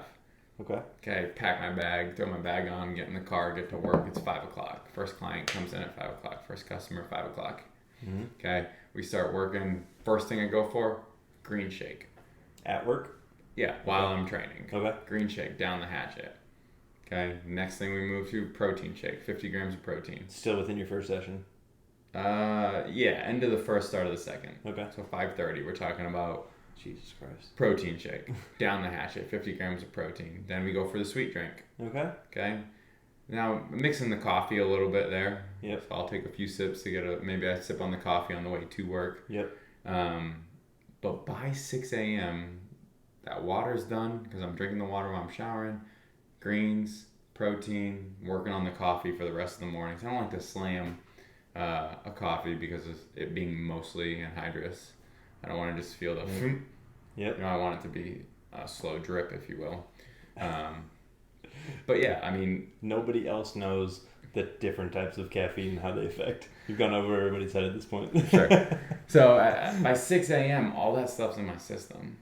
And you are hydrated as shit right at this point. And by 6 a.m., I would say 6 a.m. is the start of when other trainers are coming in. How many times have you peed by 6 a.m.? Maybe once. Over, under 3? Under. Really? Yeah. That's a lot of liquid. Yeah, well, we take a nice big pee in the morning. Okay. Okay, when we get up. You almost said something besides pee. I got you. Yeah. But what's the other thing I take with dinner every night? Metformin. I wish. Not yet. Not yet. It's not legal to do that yet. N-acetylcysteine. Take 600 milligrams of N-acetylcysteine with dinner. Liver? Yep. Okay. Ultimate antioxidant for oral, because glutathione is the ultimate antioxidant. Yep. But you have to inject it, right? Which we know. Yep. N-acetylcysteine, 600 milligrams with dinner. Ultimate antioxidant. It's going to flush out the organs. That's why I think waking up in the morning is me taking that, gives it time to digest and go through. Yep. But yeah, I mean, we get that in by 6 a.m. We're feeling great, rocking and rolling. Yep. And then I'll move into my snacks, and that's just basic. Then you're off and running with food, though. Protein bar, banana. I usually do 2 protein bars. I usually do some protein bar, whether it be Quest or outright. I do a banana, and then I do a lar bar. Lar bar is pretty natural. I like the dates. Gives me a little bump of energy. Yeah, you get a little sugar in there. That's lar bar. I'm weird with sugar. You are too, actually, but yeah. But I'm gonna burn that off fast. Yeah, you're running a ton of sets. You're moving. I'm surprised you don't get way more steps than that, actually, with as many sessions as you run a day. But yes, you stay in stations. How much of this, I guess, to make this like relatable to the every person, how much of, because this is like I feel like you and I do the same thing where we cultivate this process over time, like we're adding and subtracting and trying to make the most perfect process. Mm-hmm. But that's also like, that's not super realistic. That's a bad way to put it. That's not what most people are going to do. How much of this do you think is relatable? Like, what would you take as like, two, 3, 4 things? Like, yeah, what? Because that's all, you've obviously done this. Water, greens, coffee. Water, greens, coffee. In that order. Yeah. Okay. I like greens in the morning because it's going to help you go to the bathroom because it's a digestive aid, like you just said. Yep. I do it because it digests I eat my biggest meal at night. Then I like to put that on the back end so that in the morning I go to the bathroom. But I think same concept. I like it in the morning because it's going to dry me out. Okay. So, you feel light, you feel empty. My goal, and a lot of customers' goals, is they don't want to have water, right? Mm-hmm. I want to be super lean throughout the day. Yep. That's why I like the fasting part. I love that. And if I add the greens in, then I feel great. Go to the bathroom, get the extra liquids in, and it's just done. Yep. Sometimes I add a second serving at night. So it just depends on what you want. But if you knock it out in the beginning of the day, you get into a rhythm. And I feel like if you do a good job in the morning, you're not going to want to mess it up at lunchtime. That's a good point, because I think taking a lot of steps in the morning to address your health kind of puts you in the right mind frame too. Yeah. So I do this with like, this is a little bit off the beaten path, but like I think about this with like mental health. Like I try not to. One of the first things I used to do in my phone, I like the news app. I like scroll and like be like, what's going on in the world? Because I just like to feel connected. A whole bunch of positivity there. It's a real shit way to like train your brain to think in the morning. Yep. So I keep my phone up when I go to bed, put it on airplane mode, and I don't take it off airplane mode until I do tea in the morning, but I have my tea and I've walked the dog. Sure. I like to just be like, that's pretty good. It's impressive.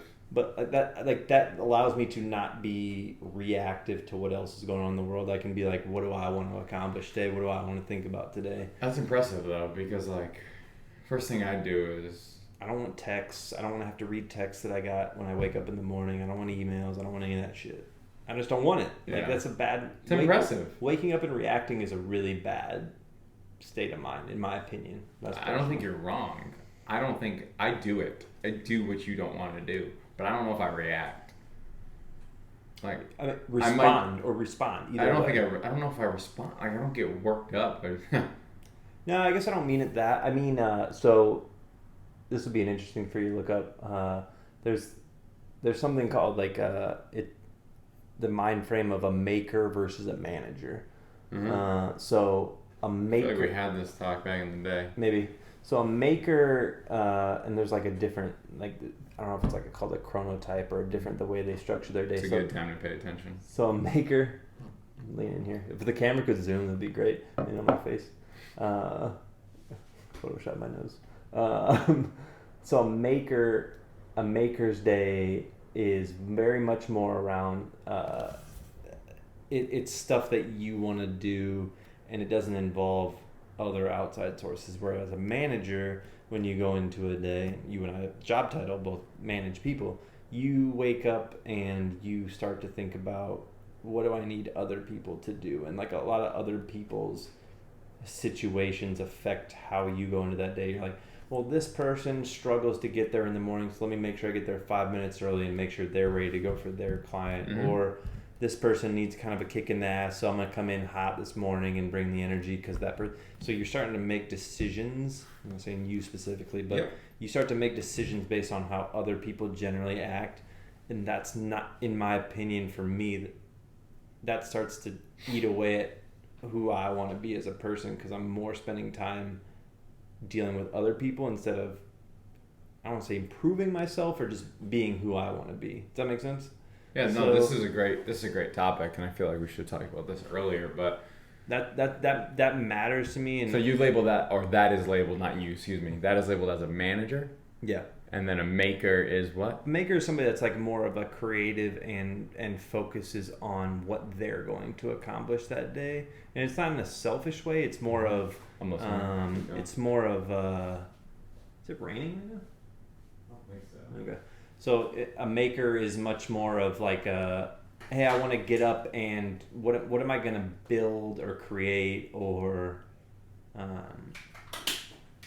don't know. It does tie a lot back to what your job is and what. That's so funny. That's so interesting. We've had this conversation before because I've heard you use those labels when we worked at LA together. But like, I try not to let other people dictate my mood or what I want to accomplish that day unless it's an emergency. I don't want to field people's emergency requests too often, because that becomes who I am at that point. I'm putting out other people's fires. And I'm gonna say I'm the complete opposite, for the reason that I'm there for other people. I'm not there for myself. And I don't say that to put a negative tone on what you just said, because I totally get that. But when I go into work as a manager, so my number one goal is to take care of everybody, so selfishly I can do less. If I do a really good job and make sure everybody has what they need, my expectations of myself or the expectations of myself are a lot less. Okay. And then I can go do bigger and better things, in my opinion. Yep. So I think we're going same concept, different route. So the way I look at it is, if I have to worry about what you're doing on a daily basis, I fucked up as a manager. Mm-hmm. because I haven't set the precedent or whatever. So like, meaning like I need to onboard you and give you objectives to do so that you can handle your business on a day-to-day basis so that I don't have to monitor it as much. You know what I'm saying? Yeah. And I'm not saying you're doing the opposite or one's better than the other, but that's just, I want everybody that works for me. This is great that we have the opposite thinking on this. Not a surprise. We're opposites in a lot of ways. But a lot of things that we've said over these couple of podcasts we've had the same thoughts.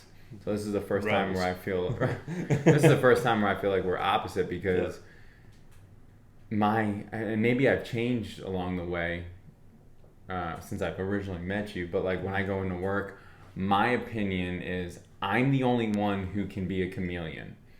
So if you need me to like the color blue today and I hate the color blue, then I can do that. Yeah. I'm not going to ask that out of my trainers or the trainers that I work with because I don't think they can do that. Yeah. I think every single person is built a certain way. They have their personalities, and those personalities are going to come about at those times. And you're not going to change the personality. What you're going to change is the characteristic of the person delivering it. So, like, you know who I am. Mm-hmm. Okay? You know what I believe in. You know what I like. You know what I root for. You're one of the most strong... You're a person... I don't know anybody that holds stronger beliefs. Not rigid, not unwilling to change, but you know exactly who you are. For sure. Yeah. But my characteristics are able to fake that, if you will, or not portray that if I'm with somebody who believes the complete opposite. That's part of being in the service industry. You got to work with people, Absolutely. Yeah. And I take that same thing as going with the trainers that I work with. Because I know them and I know who they are because they've done personality tests. We've seen them. Yeah. I've worked side by side with them for a year plus, year to 3 years, year to 2 years now. And I know who they are, and it's just how can I relate with them? Yep. How can I get them to do what I want them to do, but on their own terms? Yeah, no, 100%. So when I think about what a trainer does when they come in, I think about how they interact with their clients, and I want them to be liberated. I hate like talking about being somebody's boss because it just feels disingenuous. It just happens to be my role, right? That's what I do. Whatever. I don't like that either. I feel awkward when something's said like that. So I think about what they do with their clients, and I try to almost, I don't want to say make myself obsolete, but like I don't want somebody to come into work and consider me. I want them to have 100% of their focus on their clients, but I can only do that in a way of, like, when they first start, it's all me. Like, me and you are together all the time because I need you to understand what my expectations are. Again, that sounds fucking weird, but, like, I need you to understand what I'm looking for and what we ultimately want to happen, the objectives from this job.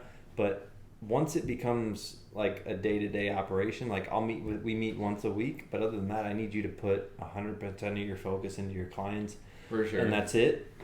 And again, I don't think that that's better or worse, but I try and omit myself from their day so that they can, like, I don't care if I have to worry about when you come in, did you re-sign this person? Did you, like, if I have to worry about that stuff, I feel like I screwed up along the way. That, like, I want people, when you become a trainer, I feel like you have this vision, or at least I do, of like, I work for myself. Even though I work for a company, I work for myself. Absolutely. And I work with my people, and that's what I do. And I want to make that relationship as pure as possible. I don't want me to be a factor. If you need my help, always here to be helpful, but I want to be as away from the process as possible. I want you to do your thing. And I feel like if you rely on me for something, I haven't empowered you to do it yourself. Yeah. If that makes sense. It does make sense. And I think the problem is you and I are, I don't want to be an ass here, but I think we're a dime a dozen. Meaning, like, we're going to be 1 out of 12. So, like, if you're going to hire 12 people, you're going to find one of me. If you're going to hire 12 people, you're going to find one of you. So, like, the other people that we're hiring, they need a lot more hand-holding in the sense of, like, we do our own, at Body Outfitters, we do our own client follow-up. So like if a potential new client, new customer calls and leaves a voicemail, it becomes my job to deliver best fit. Yep. And make sure that our people in ramp up onboarding get the customers that they should have. Yeah. But it has to be a good fit. So, that being said, I give that to that new person. That new person makes the initial phone call. They may have never made a phone call like that before in their life. People hate phone calls. They may have never made that text message in their life. Mm-hmm. They may have never made that email response ever in their life. So I have to make sure. Sometimes. Yeah, I have to make sure it goes the right way. I have to make sure that we. Do you sit in on the call? No, I just go through like bullet points what I want them to touch on. Sure. Because I want it to be natural, and I'll leave the room. Sure. Because they're gonna feel really uncomfortable with me. 100%. Just like I did with JJ when we did role playing. Shout out JJ. So I think we did that every time. I don't care. I'll do it again. And then 24 hours later, make sure we do the follow up. You do? No, they do. Okay. Then 36 hours, make sure they do the follow up, and make sure that 48 hour, because we do a 3-day follow up. Okay, and we let it be known that, hey, if I don't hear from you, I'm going to contact you in the next 24 hours. Okay. Because we want a response. We don't want to chase people. They pay you for accountability, though. That's the game. Absolutely. And I make sure those things go the right way, and that takes a lot, because as soon as you give somebody some free rein, they're going to make that mistake. Even though they've done it right 12 times. Yep. As soon as you give them that freedom, they'll be like, I'll just hit them up in 2 days. Yeah. I don't want to be a pest. But Yeah. you're not being a pest. They called. Yeah.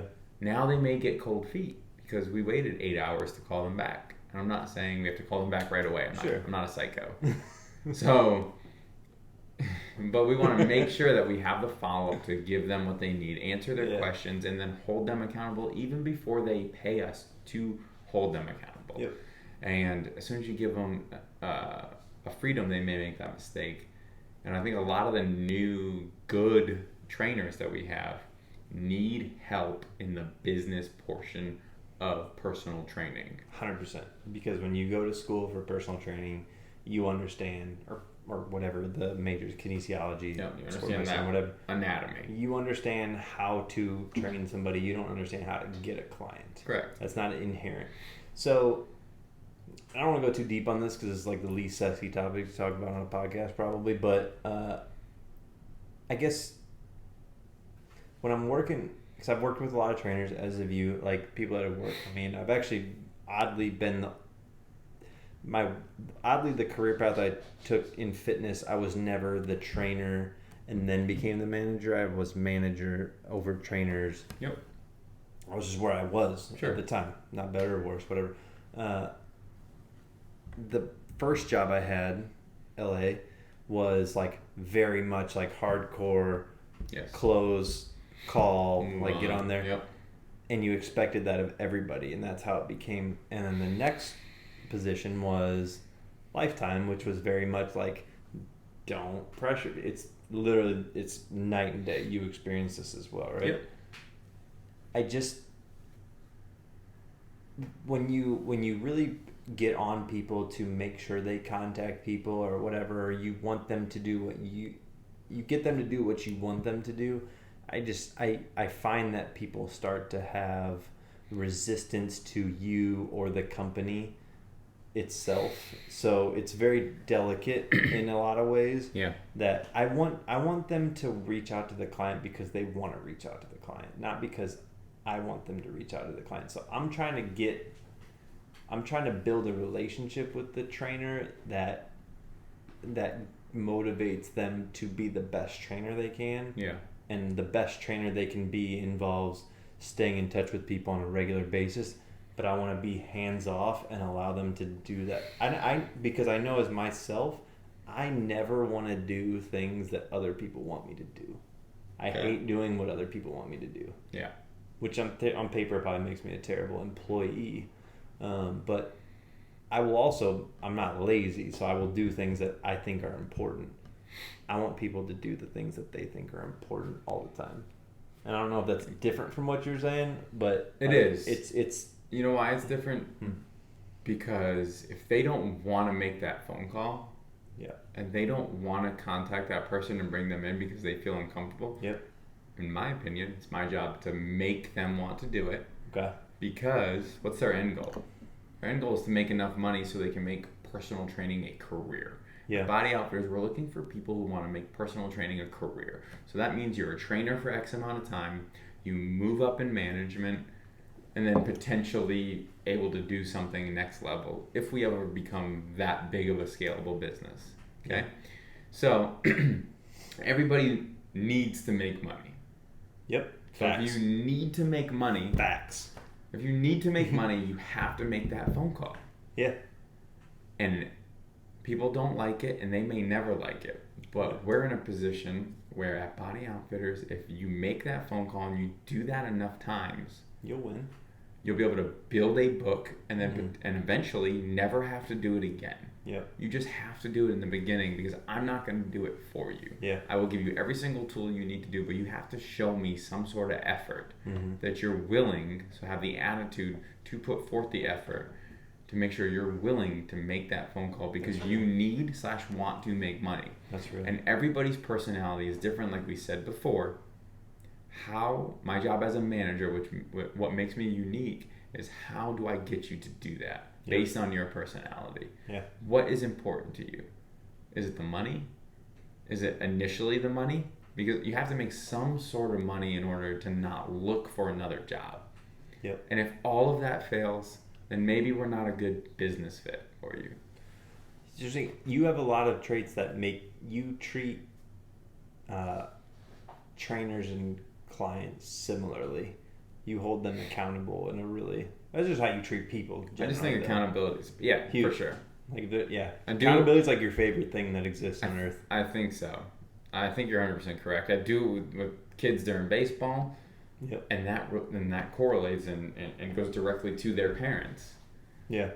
I think our philosophy on it is personality differences because you live by accountability, in my opinion. I'm not going to put words in your mouth, but you live by accountability, which I don't think that's... Yes, you're correct. Is this thing on?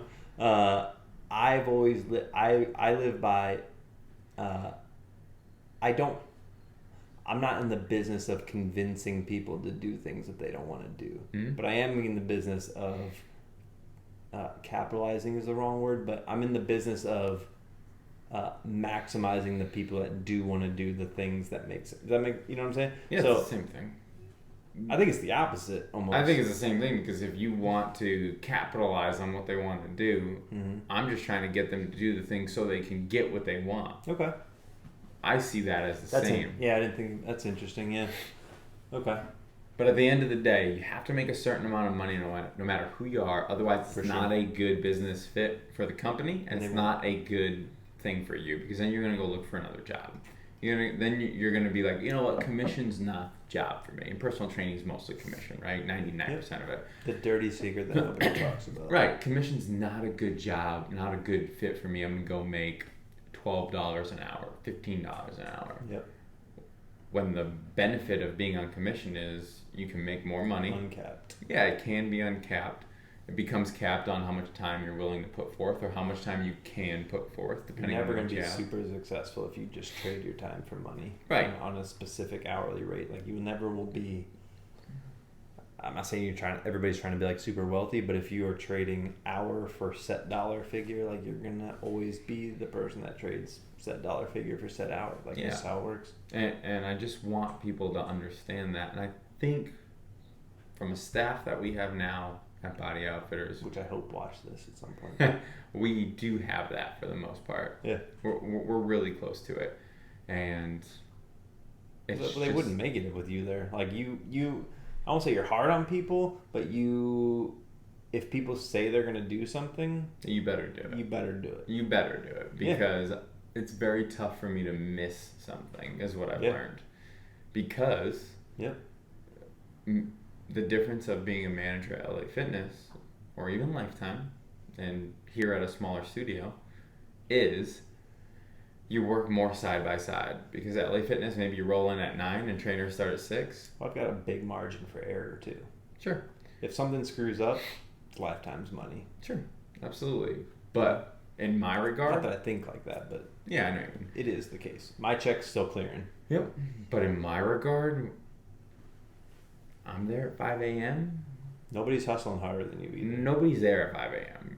Very few people are there at 5:30. Do you open the door? Yeah. Like, of course. Of course. Very few If you people, could take a 4:30, would you?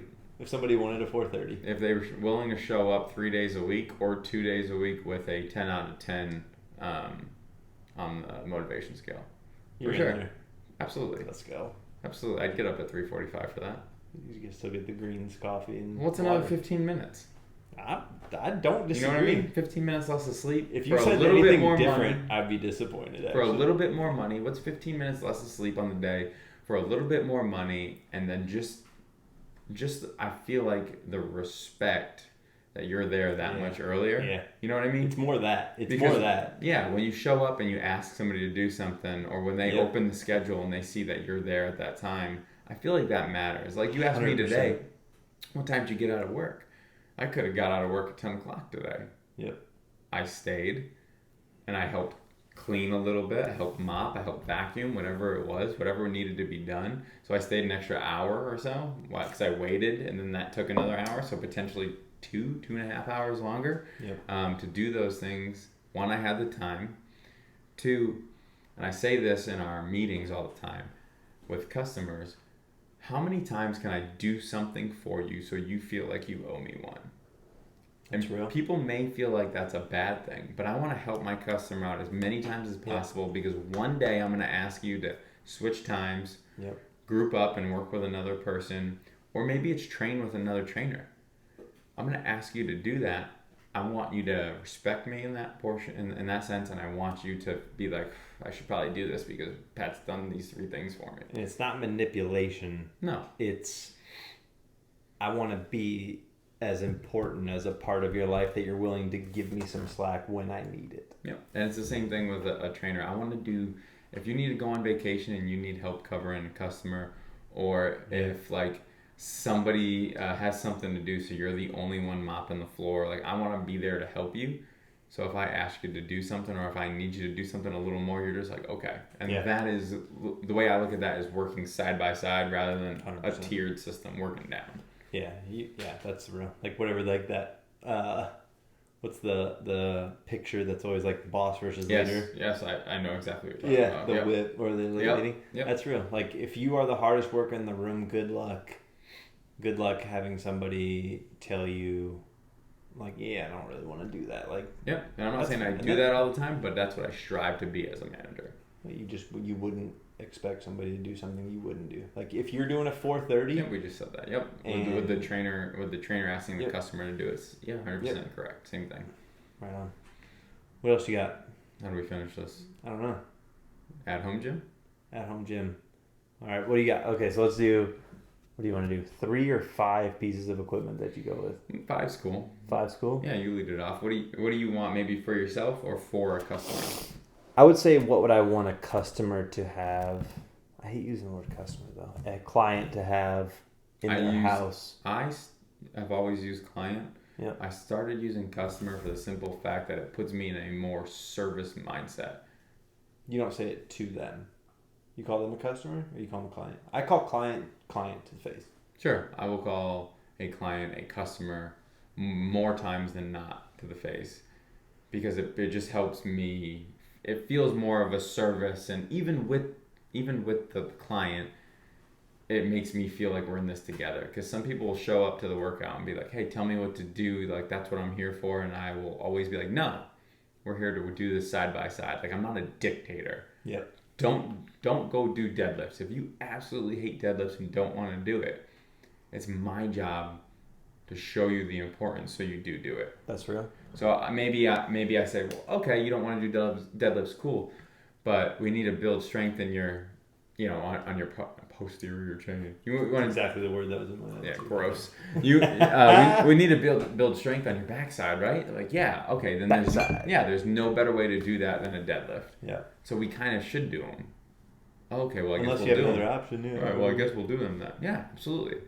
And that's how I kind of follow me. That's how I feel like I should portray it. The only reason I don't like customer is because and maybe this is like a sales mindset, is I never like to draw attention to money transfer. I'm 100% the same way. I don't see it as that. Customer for me feels like somebody that gave me money. Yeah, that makes sense. I get it. Either way. I never thought of it that way. That makes sense. So 5 things that I would want somebody to have at home. First one would be a set. So when we go on lockdown again. When we do or if we do? Is it possible? Right? It depends on who calls it from a presidency. Like depends on who calls it from a presidency, right? You want to talk about it? No. So I would start with a medium-sized set of dumbbells. So that's for most people somewhere between 10 and 20. Something that you can do majority of exercises with. You can curl it, you can press it, you can do a suitcase squat, you can do a row, you can do a deadlift. So one set of dumbbells. I mean, ideally, in a perfect world, you'd have adjustable dumbbells. It's not very cost prohibitive for most people. Yep. So I would start there. Okay. Second thing would be a kettlebell of somewhere between 25 and 35, I would say. It's a different implement. There's a lot of different exercises you can do with that you can't do. So it's going to be like fundamental strength training. After that, like that will cover a majority of your bases, in my opinion. Those 2 things, I think, will do a lot for you. 5's tough. Kind of is. 5's tough.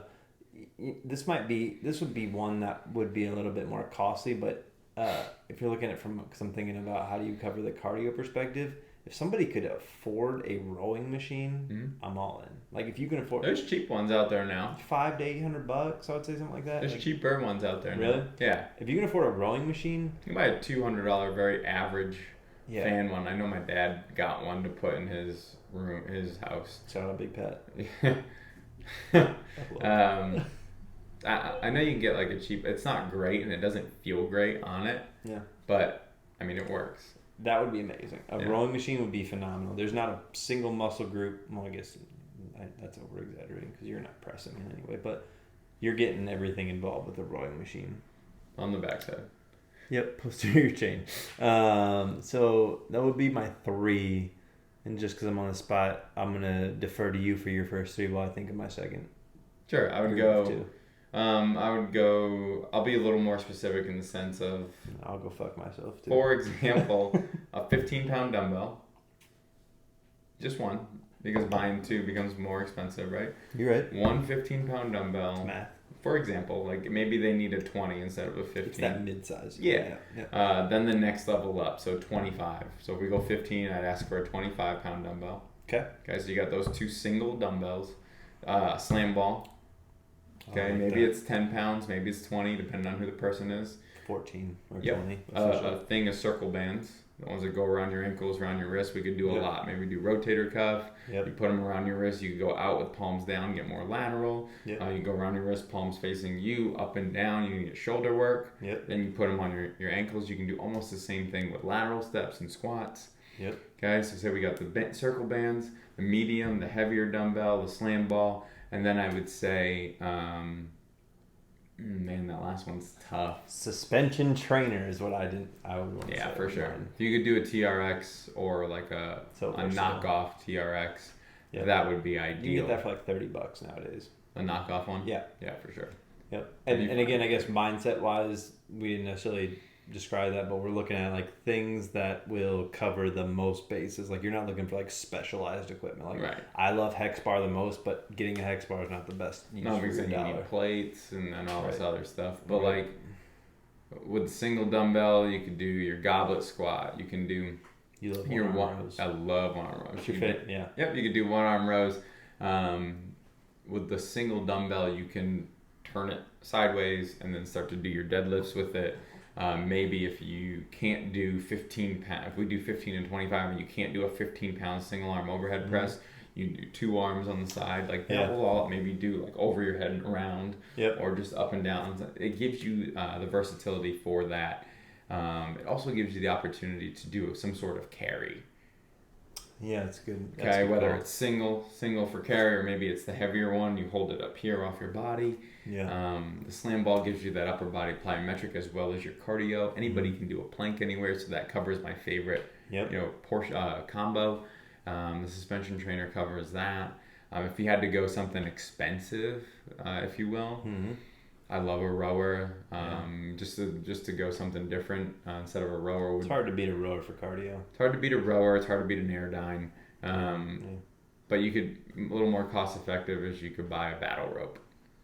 True. And then you could add a lot more stuff with that, because battle rope, you could do your normal, drum roll action, 2-arm action. You could face the opposite way and do squat to press with it. I like that. It allows you to do different things and still get the arms, and then you can, you can figure it out and make up stuff. Like I just made up squat to press and stuff. I've actually never heard of that before, but that's a good idea. I've seen it done. I've done it very rarely, but I've seen it done recently, and it was good. It would have been better if we had because you can buy different size battle ropes, right? Thickness, weight. Ones, yep.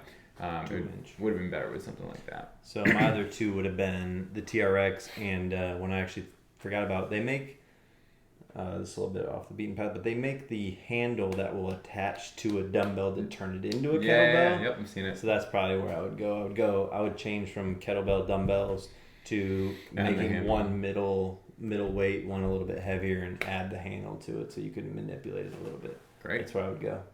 I think that's it. All right. I think it's more than enough. It's probably been like 6 hours. Yeah, I feel like 8:40. It's been Holy shit. too long. When did we start at 7? I don't even know. Cheers. And cut.